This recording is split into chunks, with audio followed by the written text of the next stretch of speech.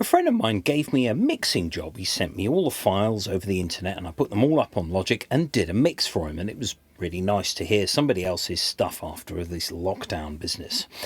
And I sent him a mix back and he was really pleased with it. And he said, well, what did you use? What plugins did you use? It sounds really sort of fizzy and a bit old school. I went, Well, I'm stood next to two of the bits of kit.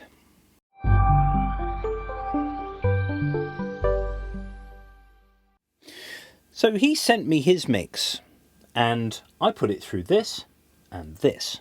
You think, why do you do that? Why do you put something that's pristine and gone onto a computer through something that adds noise and distortion and hiss and all sorts of other things? Well, it's about character. It's about adding something to that recording. Some people might argue that you're taking something away from the recording, but there are people who would say that it would add something. I've got a tune on here. This is one of my tunes, and I'm going to play it through this and then this. And let's see what it sounds like. Above on the screen, you'll see what you're hearing. That is just from the computer through the equalizer and then the tape recorder. Fake news, rub it in, stealing the chance to spread. Head in the sand, utopia swimming in your head. Infestation, information running through the veins. Taking back control, they said. Where are these magic games? Take some time, ask yourself why. When the best stumble and fall,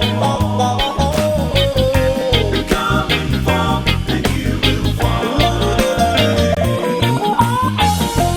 When the best stumble and fall, it comes up the spring of one.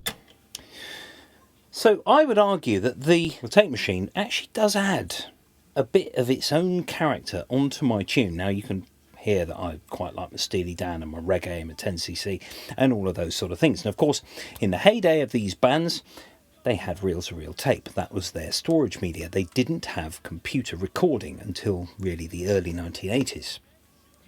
So that's my reason for doing something like this. And actually, my mate was really pleased with it. And he said, oh, where can I get these things? Well, you can find these on eBay. These cost nothing. They're not really very common, you know.